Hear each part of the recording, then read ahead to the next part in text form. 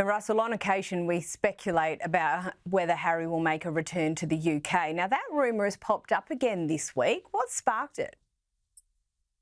Well, it's interesting because, as you say, this does crop up from time to time. I mean, of course, we've got a new president, President Trump, in the White House at the moment. He's been pretty vocal about Prince Harry's chances of getting a visa renewed, or, I think he's got bigger things on his plate at the moment. But, of course, we were expecting Harry to be in the UK when he had his trial against newspapers, which he settled out of court on just the first day of the trial. So interesting whether Harry would come back. I don't think he will come back. I think he does miss the UK, but there are some serious issues at play. He's still got his appeal with the British government, the case that he took to the High Court about his security. He's got a case next year as well against associated newspapers.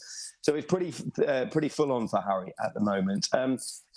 Whether he will come back to see his father, he hasn't seen him in over a year. Surely he'll be missing the opportunity to see his dad, having not come over here for the court case. So I think it's very much a case of watch this space for Harry. Yeah, we're always watching that space, that's for sure. But Russell, a great piece in the Telegraph this week, and I absolutely love this. And it's about the King seeking young ambassadors to keep British heritage crafts alive. Now, the King really is a conservationist in so many senses. What does he have in mind with this initiative?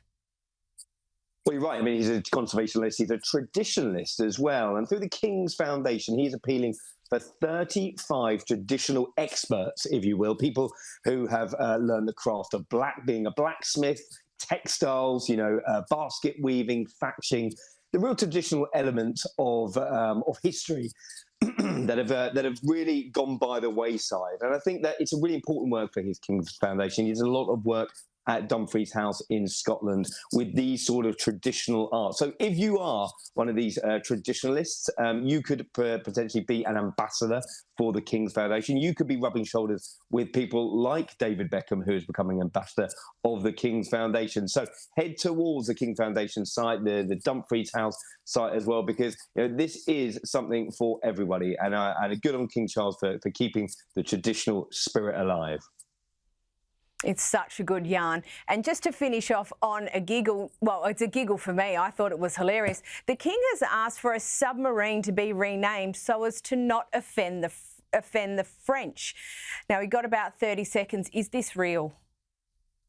It is, incredibly. Apparently, King Charles has got involved. There was a HMS Royal Navy submarine going to be called HMS Agincourt over the English victory over the French in 1415. Charles has got involved. It's going to be called HMS Achilles now. He didn't want to offend his French neighbours, despite it being signed off by his late mother. But, King Charles keeping the peace, shall we say, for this one. Always. Russell Myers, thank you so much for joining us this evening.